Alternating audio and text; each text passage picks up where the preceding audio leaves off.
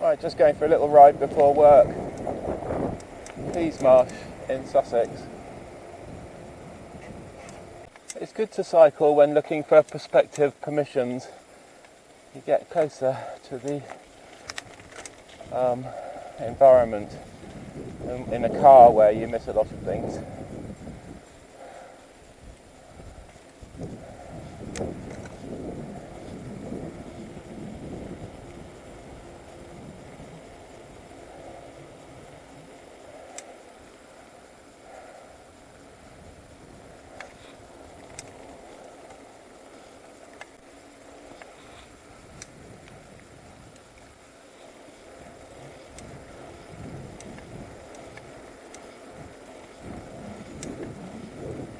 Going up around a bend, a gradient, steep gradient here with a quarry of some description.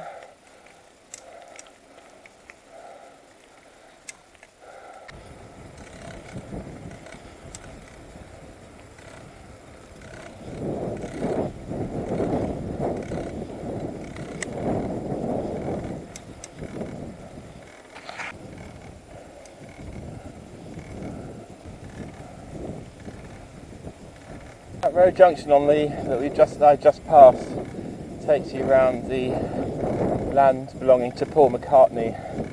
Another big landowner here is Davenport. I'm not sure they're the same Davenports that own the vineyards in Horsemondon, but they might be. We have Davenport on our family history for the coat of arms of Edward Waterhouse. In the 16th century was the Chancellor to Ireland to Queen Elizabeth I. Marshall Place Care Home just passed.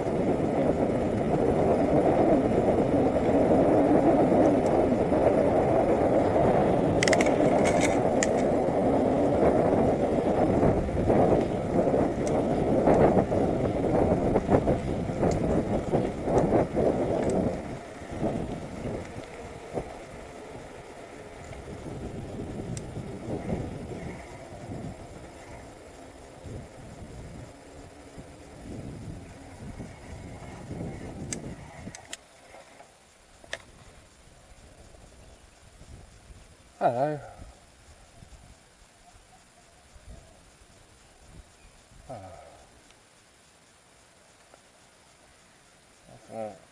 Really good fields there, but not, I think, well, the next one has just been cut, so not yet ploughed up there. Most of the crop is in now around this area, so this is slightly the exception, this one. They might be direct drilling that into the stubble later on. But I haven't made any videos recently for detecting because I've had numerous car issues, so my car being overheating continuously, so I will get back on it, but when my car is suitably fixed. Right, a very interesting church, Peasmarsh. St Peter and St Paul. So just go in here. Very picturesque spot.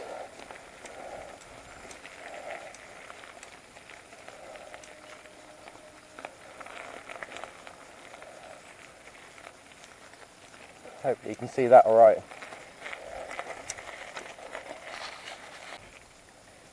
Last time I came here, there was an alarm going off, set off by the guy who I think was mowing the cemetery.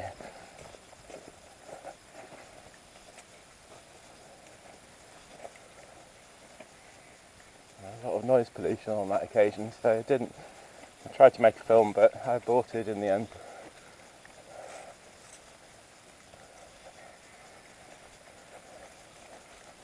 Really tucked away this is. Beautiful location. Near the border of Kent, but actually in East Sussex.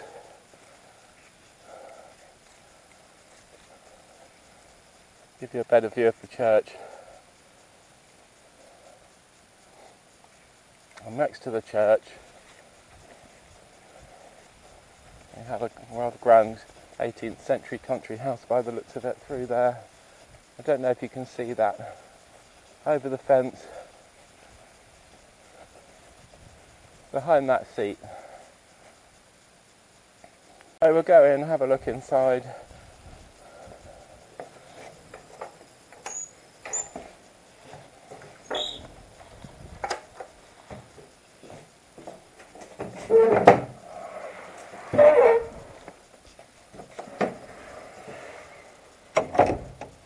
There we are. There's a plan of the church down below and a list of vicars starting in 1100 through to 1981. I don't know who the current vicar is.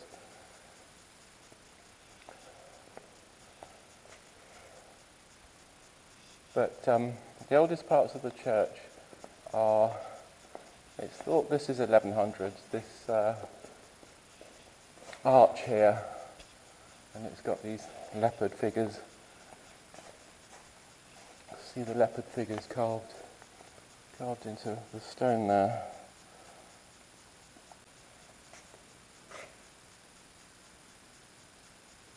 So, 12th century arch, chancel arch. So we've got the nave here. I think the pillars in the nave defined the original dimensions of the church, and then to the north and the south, to my right and left, you have the additions which were made in the 14th century. So the north aisle and the south aisle. The north aisle, in fact, is also, according to the plan, 12th century, but the south aisle, this bit, so right of these pillars, is later. It's 14th century. And the tower, I believe the entrance to the tower is also 12th century, so 1100s. We've got various monumental inscriptions for the landed gentry in the village, obviously, over the centuries.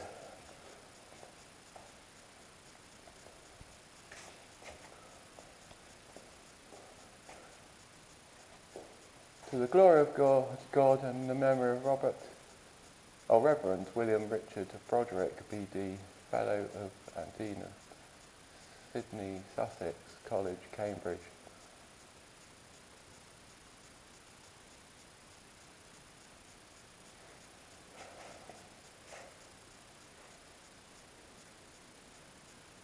Elizabeth, wife of Reverend William Delves, rector of Catsfield, and youngest daughter of Reverend Smith, late of Woodside of this parish, who died in 1819.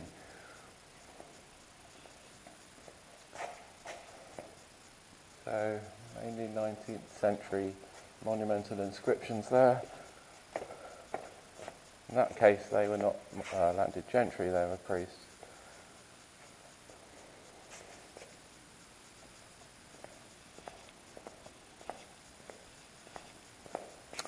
And the tower, I think, is 13th century. The tower, there's a part of the bell ringing mechanism. And then the Peasmarsh bells, 1, 2, 3, Joseph Hatch made me, 1631. Bell number 4, Josephus Hatch made me, 1631. On the second, third and fourth bells there is a medallion bearing 3 bells and the initials I. Is that I? H. Well, it's I, sorry, I is actually Latin for J for Joseph. Alright, go back out. Another ornate looking door, as usual in most of our rural churches.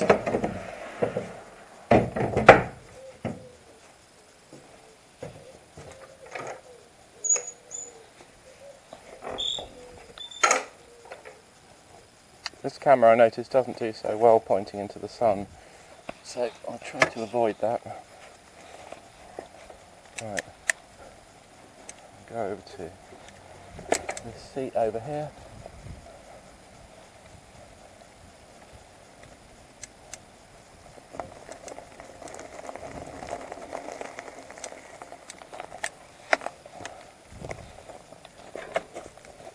A couple of interesting gravestones here. John Browning, who entered into rest July the 9th, 1891, aged 56 years, and Enfield Browning, wife of the above, who died January the 5th, 1911, aged 73. This one here, Henry Dengate. Now there's Dengate family of Witcham, which is on the Isle of Oxeney, just down the road, and they're still landowners or farmers. Died 23rd of November 1884, aged 71. And that's it really. Peasmarsh Church stands alone in a very rural setting, which always makes it interesting from a perspective of local history. You can find out a bit more about the origins of the village that predated the Norman church, or let's say 12th century church. I'm sure there was something here before that. Maybe a wooden church of some description.